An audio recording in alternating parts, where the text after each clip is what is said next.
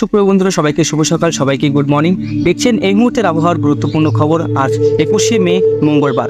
ধেয়ে আসছে ঘূর্ণিঝড় রেমাল। দক্ষিণবঙ্গে আছড়ে পড়ার সম্ভাবনা ঘূর্ণিঝড় রেমালের 70% কিন্তু সম্ভাবনা আছে দক্ষিণবঙ্গে আছড়ে পড়ার। বন্ধুরা আবারও বলছি, দক্ষিণবঙ্গে রায়দিঘিতে আছড়ে পড়ার সম্ভাবনা আছে ঘূর্ণিঝড় রেমাল। এই ঘূর্ণিঝড় রেমাল কিন্তু আরও বিধ্বংসী হলো, আরও কিন্তু সে তার গতিবেগ বাড়ালো। আমরা এই মুহূর্তে ভেন্টার স্কাই দেখতে পাচ্ছি 200-250 কিলোমিটারের কাছাকাছি এই ঘূর্ণিঝড় কিন্তু গতিবেগ অ্যাচিভ করতে পারে। ঘূর্ণিঝড় আমফানের মতোই কিন্তু দেখুন 200-230 কিলোমিটার গতিবেগে আছড়ে পড়তে পারে কিন্তু এই ঘূর্ণিঝড় রেমাল। সম্ভাব্য গতিবেগ যেটা ছিল 150 কিলোমিটার, সেটা কিন্তু এখন হয়ে পৌঁছালো কিন্তু 250-এর কাছাকাছি সম্ভাবনা আমরা দেখতে পাচ্ছি। ঘূর্ণিঝড় রেমাল কিন্তু রায়দিঘিতে, হলদিয়াতে বা বারাসাতে কিন্তু আছড়ে পড়ার সম্ভাবনা আছে। উত্তর 24 পরগনা, দক্ষিণ 24 পরগনা কিন্তু আছড়ে পড়ার সম্ভাবনা অনেক।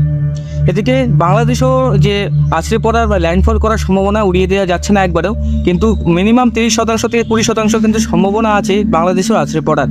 সবথেকে বেশি সম্ভাবনা আমাদের দক্ষিণবঙ্গে ঘূর্ণিঝড় রেমাল ল্যান্ডফল করার সম্ভাবনা দেখতে পাচ্ছি। কিন্তু অতি প্রবল, অতি বিধ্বংসী এই ঘূর্ণিঝড় আস্তে আস্তে কিন্তু বঙ্গোপসাগরে আরও শক্তি বৃদ্ধি করছে। দেখুন 27 তারিখ ল্যান্ডফল করবে এই ঘূর্ণিঝড়। এই রায়দিঘিতে কিন্তু ঘূর্ণিঝড় 28 তারিখ আমরা দেখতে পাচ্ছি চলে যাবে। 27 তারিখ কিন্তু দেখুন আস্তে আস্তে ঘূর্ণিঝড় রেমাল ল্যান্ডফল করবে রায়দিঘিতে। রায়দিঘি, বারাসাত, এদিকে হলদিয়া, তমলুক, কলকাতা কিন্তু প্রবল এফেক্ট পড়ার সম্ভাবনা। একদম কলকাতার উপর দিয়ে যাবে কিন্তু এই ঘূর্ণিঝড়, যেটা আপনার আজকের আপডেটে আমরা দেখতে পাচ্ছি। আস্তে আস্তে কিন্তু ঘূর্ণিঝড় দেখুন একদম কলকাতা হয়ে বাংলাদেশে প্রবেশ করবে, যেটা আমরা সম্ভাবনা দেখতে পাচ্ছি। দেখে নিই আপডেটটা পুরোপুরিভাবে। একদম এই হলদিয়া হয়ে, কলকাতা হয়ে কিন্তু সে বাংলাদেশে প্রবেশ করার সম্ভাবনা আছে, যেটা আমরা দেখতে পাচ্ছি আজকের আপডেটে। তারপরে আমরা 28 তারিখে আপডেটে যাব। 28 তারিখে কিন্তু ঘূর্ণিঝড় তার শক্তি আস্তে আস্তে ক্ষয় করা শুরু করবে। এটা একটা সম্ভাব্য, এটা একটা আনুমানিক একটা যে মডেল, জিএফএস মডেল আমরা দেখতে পাচ্ছি। আর ইসিএমডব্লিউ মডেল কিন্তু এই ঘূর্ণিঝড়টা ঠিক এই জায়গাটায়, দেখুন এই জায়গাটায় কিন্তু ঘূর্ণিঝড় তৈরি হবে। ঠিক বাংলাদেশের এই অঞ্চলটাতে ঘূর্ণিঝড় তৈরি হওয়ার সম্ভাবনা আছে। 24 তারিখ নাগাদ আমরা সব একদম 100% ল্যান্ডফল কোন দিকে হবে সেটা আমরা বলতে পারবো। সম্ভাব্য ল্যান্ডফল এখনও দক্ষিণবঙ্গে, আমি বলছি দক্ষিণবঙ্গে প্রবেশ করতে পারে এই ঘূর্ণিঝড় রেমাল। আর এই ঘূর্ণিঝড়ের নাম দিয়েছে ওমান বলে একটা দেশ। এই ওমান দেশ কিন্তু এই ঘূর্ণিঝড়ের নাম দিয়েছে রেমাল। দেখুন এখানে আমরা ঘূর্ণিঝড়ের যে গতিবেগ দেখতে পাচ্ছি প্রায় 230 কিলোমিটারের কাছাকাছি। দেখুন 21 কিলোমিটার, 27-30 কিলোমিটারের কাছাকাছি অ্যাচিভ করে নিচ্ছে এই ঘূর্ণিঝড়। নিজের গতিবেগ অনেকটাই বড়, অনেকটাই কিন্তু বিধ্বংসী এই ঘূর্ণিঝড় রেমাল। আমফানের মতন ঠিকই কিন্তু হয়ে যেতে পারে। একদম মধ্যবর্তী স্থান হয়ে বাংলাদেশে প্রবেশ করার সম্ভাবনা অতি প্রবল। এখনও দেখার বিষয় হয়েছে, যেহেতু নিম্নচাপ এখনও তৈরি হয়নি। 21 তারিখ নাগাদ, 21 তারিখ রাতের দিকে এই নিম্নচাপ তৈরি হবে। সেখান থেকে আস্তে আস্তে গভীর নিম্নচাপ, সেখান থেকে আবার ঘূর্ণিঝড়ে রূপান্তরিত হবে এই ঘূর্ণিঝড় রেমাল। তো বুঝতে পারছেন, যারা উপকূলবর্তী এলাকা থেকে দেখছেন তারা একটু সাবধান থাকবেন, সতর্ক থাকবেন। বাংলাদেশের উপকূলবর্তী থেকে যারা দেখছেন তারাও সাবধান থাকবেন। ভুবনেশ্বর, বিশাখাপত্তনম যারা উপকূলবর্তী থেকে দেখছেন তারা সতর্ক থাকবেন। এই 3টি জায়গায় কিন্তু ঘূর্ণিঝড় ল্যান্ডফলের করার সবথেকে বেশি সম্ভাবনা সবথেকে বেশি দক্ষিণবঙ্গে, কলকাতা, রায়দিঘি। আমি আবারও বলছি রায়দিঘিতে কিন্তু এই ঘূর্ণিঝড় রেমাল আসার সম্ভাবনা অতি প্রবল। ঘূর্ণিঝড় রেমালের সম্ভাব্য, আবারও বলছি ঘূর্ণিঝড় রেমাল দক্ষিণবঙ্গে আছড়ে পড়তে পারে। আমরা বৃষ্টিপাতটা দেখে নেব, প্রিপারেশন বৃষ্টিপাতটা কেমন থাকবে। বৃষ্টিপাত কিন্তু দেখুন অতি প্রবল বৃষ্টিপাত নিয়ে বিধ্বংসীভাবে বৃষ্টিপাতে প্রবেশ করবে। এই 26 তারিখ নাগাদ বৃষ্টিপাত শুরু হয়ে যাবে বঙ্গে। 27 তারিখ নাগাদ বৃষ্টিপাত আরও বাড়বে জেলাগুলোতে। এটা আমরা ভেন্টার স্কাই অ্যাপে দেখতে পাচ্ছি। দেখুন কলকাতা থেকে শুরু করে পুরো দক্ষিণবঙ্গে, ঢাকা, চট্টগ্রাম সমস্ত অঞ্চলে বৃষ্টিপাত হওয়ার সম্ভাবনা আছে বন্ধুরা। তো সাবধান থাকবেন, সতর্ক থাকবেন। এদিকে আমরা নতুন একটা অ্যাপে আমরা দেখতে পাচ্ছি ঘূর্ণিঝড় রেমালের আপডেট। 27 তারিখ নাগাদ প্রবল বেগে কিন্তু এটা আবার বাংলাদেশের দিকে প্রবেশ করবে, যেটা আমফানে হয়েছিল ঠিক এরকম কিন্তু হয়ে যাওয়ার সম্ভাবনা আছে। দেখা যাক কী হয়। তখন বন্ধুরা প্রবল ঝড় বৃষ্টি কিন্তু জেলায় জেলায় শুরু হবে সুপ্রিয় বন্ধুরা। তো বুঝতে পারছেন প্রবল ঝড় বৃষ্টি হবে দক্ষিণবঙ্গ, উত্তরবঙ্গ জুড়েই। আজকে আমরা এই মুহূর্তের আপডেটটা দেখে নেব। ঠিক উইন্ডির থেকে আপডেট আমরা দেখবো। আমরা ঘূর্ণিঝড়টা দেখলাম, উইন্ডির ঘূর্ণিঝড় আপডেট কী দিচ্ছে সেখানটা প্রেডিকশনটা আমরা দেখব। সেখান থেকে আমরা আরও ভালোভাবে জানতে পারবো। তো ধৈর্য সহকারে ভিডিওটা দেখুন, অবশ্যই অনেক কিছু জানা আছে। চলে যাবো আমরা উইন্ডিতে সরাসরি। এই বন্ধুরা আমরা চলে আসলাম উইন্ডিতে। আমরা ভিন্টেজ স্কাই দেখলাম যে প্রচুর বেগে কিন্তু ঘূর্ণিঝড় আমাদের দক্ষিণবঙ্গে প্রবেশ করার সম্ভাবনা আছে। উইন্ডিতে দেখতে পাচ্ছি বিভিন্ন ECMW মডেলে আলাদা, জিপিএস মডেল আলাদা, ভিন্টেজ স্কাই মডেলে আলাদা, বিভিন্ন দিক বিভিন্ন পরিবর্তন। আমি আবারও বলছি, আবারও পরিবর্তন হবে। আজ সন্ধ্যার আপডেটও পরিবর্তন হবে, কাল সকালের আপডেটও পরিবর্তন হবে। যতক্ষণ না নিম্নচাপ গভীর হচ্ছে বা নিম্নচাপ তৈরি হচ্ছে, সেখান থেকে দিক এখনও নির্ধারণ করা অসম্ভব আবহাওয়াবিদদের ক্ষেত্রে। আর যে কোনো আবহাওয়াবিদদের ক্ষেত্রে যতক্ষণ না সমুদ্রে ঘূর্ণিঝড় তৈরি হচ্ছে ততক্ষণ সেই আপডেট প্রেডিকশন দেওয়া অনেকটাই মানে দেওয়াটা একদমই নির্বিষয় হবে, ভুল হবে। প্রেডিকশনটা এখনও যে দিয়ে দেবে আবহাওয়া দপ্তরে যে এখানেই ল্যান্ডফল করবে, প্রেডিকশন দেওয়া যাবে না, যেহেতু এখনও নিম্নচাপ সেভাবে তৈরি হয়নি। হালকা হালকা একটা ঘূর্ণবর্ত তৈরি হয়েছে, সেখান থেকেই কিন্তু অনেক জলীয় বস্ত্র সংগ্রহ করে একটা ঘূর্ণবর্ত তৈরি হবে। সেখান থেকে গভীর নিম্নচাপ আস্তে আস্তে ঘূর্ণিঝড়ে রূপান্তরিত হওয়ার সম্ভাবনা আছে। তো আজকে আমরা কোন কোন জেলায় বৃষ্টিপাত পাবো, কোথায় কোথায় বজ্রবিদ্যুৎ সহ ঝোড়ো হাওয়া শিলাবৃষ্টির সম্ভাবনা থাকছে, আমরা এক নজরে একটু দেখে নেব। সঙ্গে থাকুন। আপনাদের জেলার আবহাওয়া কেমন আছে অবশ্যই ভিডিওর কমেন্ট বক্সে লিখে জানান। আমরা এই মুহূর্তের আপডেটটা দেখে নেব। ইতিমধ্যে আমরা দেখতে পাচ্ছি উত্তর দিনাজপুর, দক্ষিণ দিনাজপুরে আগামী 2-3 ঘন্টার মধ্যে প্রবল ঝড় বৃষ্টির একটা সতর্কবার্তা IMD তরফ থেকে পাচ্ছি। আপনারা যারা উত্তর দিনাজপুর, দক্ষিণ দিনাজপুর থেকে দেখছেন তারা একটু সতর্ক থাকবেন। 40 থেকে 50 কিলোমিটার গতিবেগে ঝড় বইতে পারে, সঙ্গে শিলাবৃষ্টি ভেরি লাইকলি নর্থ দিনাজপুরে থাকার সম্ভাবনা আছে। যে কিছু কিছু প্লেস আছে উত্তর দিনাজপুর, দক্ষিণ দিনাজপুরে হবে, কিন্তু আইসোলেটেড ভেরি লাইকলি প্লেস হচ্ছে নর্থ দিনাজপুর। আপনারা একটু সাবধান থাকবেন, সতর্ক থাকবেন। আর এদিকে মালদা, দক্ষিণ দিনাজপুর, বালুরঘাট অঞ্চলেও আজকে ঝড় বৃষ্টির সম্ভাবনা আছে। আজ কিন্তু কলকাতায় সেভাবে ঝড় বৃষ্টি আমরা দেখতে পাচ্ছি 2টোর সময়। প্রেডিকশন আছে যেহেতু কালকে প্রচুর ঝড় বৃষ্টি হয়েছে, যদি আবহাওয়া একটু গরম থাকে তাহলে ঝড় বৃষ্টি হওয়ার সম্ভাবনা আছে। যদি আবহাওয়া ঠান্ডা থাকে কিন্তু এই ঝড় বৃষ্টি হবে না। আপনাদেরকে আবার বলে রাখি, যদি আবহাওয়া ঠান্ডা থাকে তাহলে এই বজ্রবিদ্যুৎ সহ দক্ষিণবঙ্গের বাঁকুড়া, পুরুলিয়া, বর্ধমান, তারপরে হচ্ছে আরামবাগ, এদিকে চন্দননগর, কলকাতা সহ এদিকে যশোর, সাতক্ষীরা, খুলনা, পিরোজপুর, বরিশাল, এসব অঞ্চলে ঝড় বৃষ্টি থাকছে দুপুরের পরে। হতে পারে যেহেতু গরম আছে, জলীয় বাষ্প প্রবেশ করছে, সাবধান থাকবে।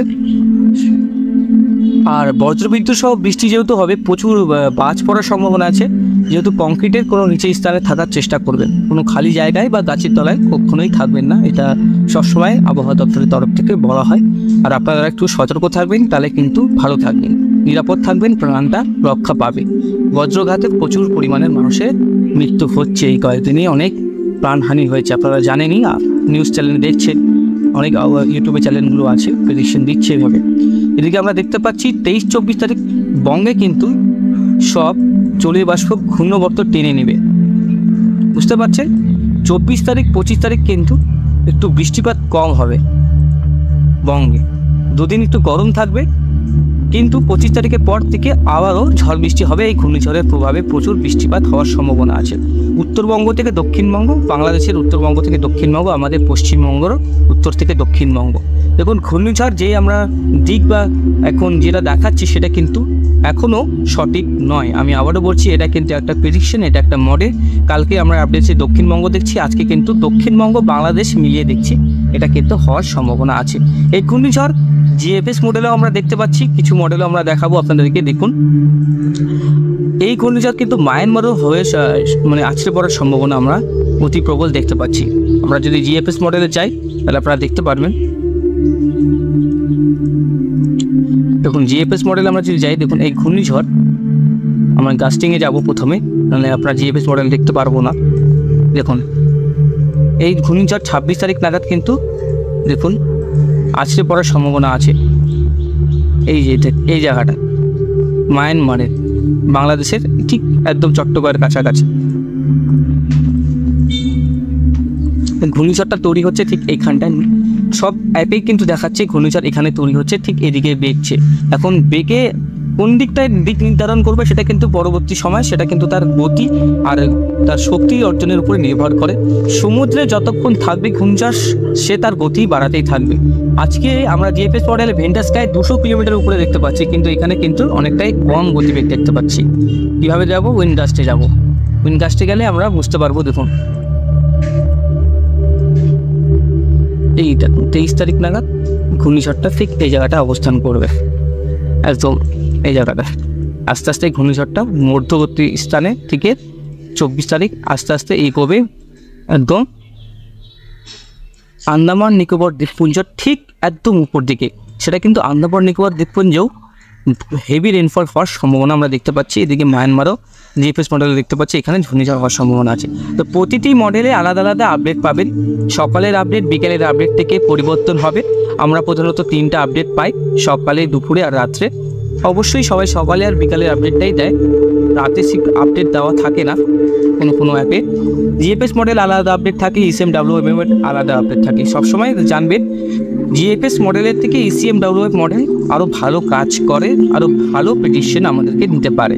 তো আমরা জিএফএস মডেলের থেকে আমরা ECMW মোডেই আসবো, সেখান থেকে আমরা দেখাবো এই মডেলে কিন্তু ঘূর্ণিঝড়টা একটা গভীর নিম্নচাপ হয়ে বা হালকা একটা ঘূর্ণিঝড় নিয়ে কিন্তু আমরা দেখুন যেতে পারে ঠিক বাংলাদেশের কলাপাড়াতে ল্যান্ডফল হওয়ার সম্ভাবনা আজকের আপডেট আমরা দেখতে পাচ্ছি। কিন্তু ভিন্টার-স্কাই আমরা দক্ষিণবঙ্গ ধরেই চলবো, আমরা সতর্ক থাকবো, আমরা আগের থেকে প্রেডিকশন নিয়ে রাখবো, আমরা আগের থেকে তৈরি থাকবো, যাতে আমরা নিজের ঘূর্ণিঝড়ের হাত থেকে একটু রেহাই পাওয়া যায়। প্রাকৃতিক ন্যাচারাল ডিজাস্টার যতটা পারি নিজেকে বাঁচানোর উপায় করে রাখবো আগের থেকে, যাতে ক্ষয়ক্ষতি কম হয়। চাষি ভাইরা, মৎস্যজীবীরা অবশ্যই এই কয়েকদিন সমুদ্রে যাবেন না, মৎস্যজীবী ভাইরা, কারণ এই সময় কিন্তু সমুদ্রে একটা বিশাল নিম্নচাপ তৈরি হচ্ছে, প্রচুর বজ্রবিদ্যুৎ সহ বৃষ্টিপাতের আমরা সম্ভাবনা দেখতে পাচ্ছি। ঠিক এই জায়গাটা কিন্তু দেখুন তৈরি হচ্ছে নিম্নচাপ, অনেকটাই ভারী মেঘ নিয়ে নিম্নচাপ তৈরি হচ্ছে, আর এই নিম্নচাপে কিন্তু তৈরি হবে ঘূর্ণিঝড়। এ পুরোপুরিভাবেই সমুদ্রে বঙ্গোপসাগরে আস্তে আস্তে তৈরি হবে। সেখান থেকে আজকের প্রেডিকশন দেখুন, আস্তে আস্তে এখানে বজ্রগর্ভ দেখুন, প্রচুর বজ্রগর্ভ মেঘ বৃষ্টি হচ্ছে এদিকে, আস্তে আস্তে কিন্তু দেখুন এটা সরতে মাঝখানটা একটা ঘূর্ণবর্ত তৈরি করবে বা বিশাখাপত্তনম নামে এই ঘূর্ণবর্ত তৈরি করবে। একটা প্রেডিকশন আপনাদেরকে একটা দিয়ে রাখি, যদি বিশাখাপত্তনমের কাছে এটা ঘূর্ণিবর্ত হয় তাহলে ধরে রাখুন 100% আমাদের দক্ষিণবঙ্গে প্রবেশ করার সম্ভাবনা আছে।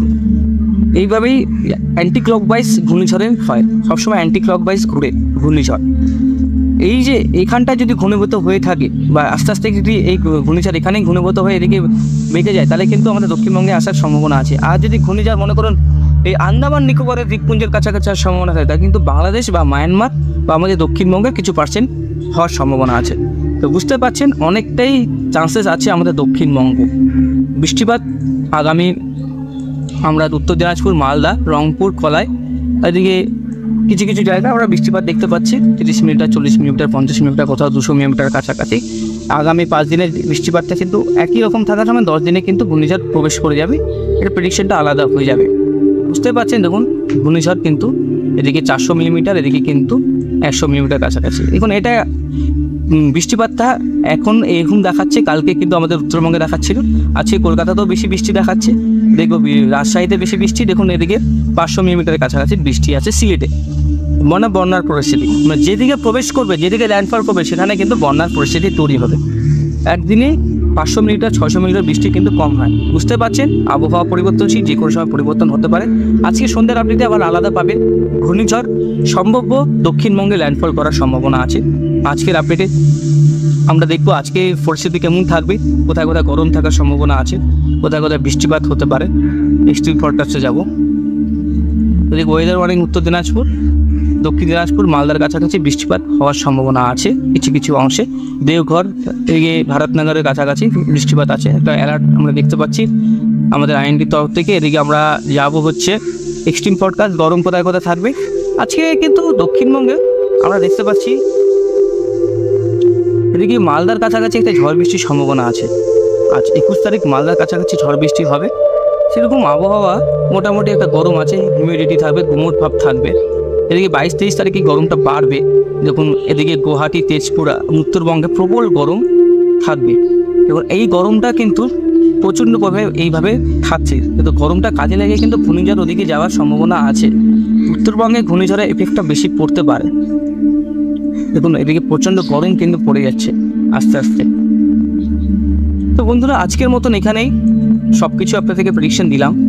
অনেকটাই যদি আরও কিছু বলতে অনেকটাই ভিডিও বড় হয়ে যাবে, সবার কাছে অত সময় নেই, একটু সময় করে দেখবেন। অবশ্যই চ্যানেলটিকে সাবস্ক্রাইব করে রাখবেন। বৃষ্টিপাত আমরা দেখলাম, বৃষ্টিপাতও হবে, নিম্নচাপ এদিকে আস্তে আস্তে তৈরি হবে, প্রচণ্ড বৃষ্টিপাত আসছে। দেখুন দেখি বাংলাদেশে প্রবেশ করবে, দেখুন দক্ষিণবঙ্গে কিন্তু সেটা বাংলাদেশেও প্রবেশ করলেও দক্ষিণবঙ্গে প্রবল বৃষ্টি আছে, দক্ষিণবঙ্গ জুড়ে আস্তে আস্তে দেখুন কতটা বৃষ্টিপাত নিয়ে প্রবেশ করবে এই ঘূর্ণিঝড়। ভালো রকমের বৃষ্টি আছে বাংলাদেশে যদি এরকম মডেল থাকে। যারা যারা দেখছেন বাংলাদেশ থেকে অবশ্যই সতর্ক থাকবেন, এই ঘূর্ণিঝড়ে কিন্তু অনেকটাই অতি প্রবল ঘূর্ণিঝড় হওয়ার সম্ভাবনা আছে। সাবধান থাকবেন। আসাম গুয়াহাটিতে কিন্তু এরকম যদি যায় তাহলে কিন্তু প্রবল বন্যা হয়ে যাবে। কেন বলছি আপনারা দেখে বুঝতেই পারছেন বন্যা হওয়ার কেন বলছি কতটা। আমি দেখুন এক নাগারে কিন্তু বৃষ্টিপাত চলে আসবে। দেখুন এটা হচ্ছে একটা মডেল, আজকের আপডেটেড মডেল দেখলাম। আমরা আবার সন্ধ্যার আপডেটের মডেল দেখব সন্ধ্যা। যেহেতু আমি একটা আপডেটে দিই প্রতিদিন, অবশ্যই আপনারা বললে আমি আর একটা আপডেট দেবো সন্ধ্যাবেলায়। আপনাদের উপরে অবশ্যই কমেন্ট বক্সে জানান যে আপনারা নেক্সট আপডেট কখন দেখতে চান, অবশ্যই সেই টাইমে আমি নিয়ে আসবো।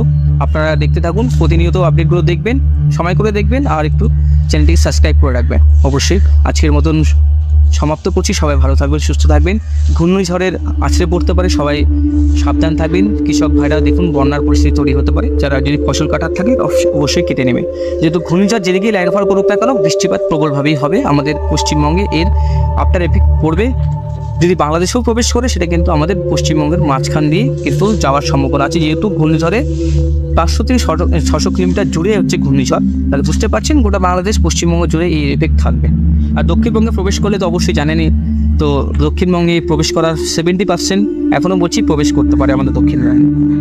গতিবেগ সেই কম বেশি হতে পারে, এটা আপডেটের উপরে নির্ভর করে। আর আপনার জলবায়ুর যে জলের যে উষ্ণতা, সমুদ্রের জলের যে তাপমাত্রার উপরে নির্ভর করে যে ঘূর্ণিঝড় কতটা সে গতি অ্যাচিভ করবে। যেহেতু এখন সমুদ্রের যে তাপমাত্রা মে মাস অনেকটাই গরম, বুঝতে পারছেন। এই সময় ঘূর্ণিঝড় হয়, ঠিক এই সময় আমফান হয়েছিল, এই সময় ঘূর্ণিঝড় তৈরি হয় সমুদ্রে, ঠিক সেই টাইমে কিন্তু আছড়ে পড়তে পারে ঘূর্ণিঝড় রেমাল।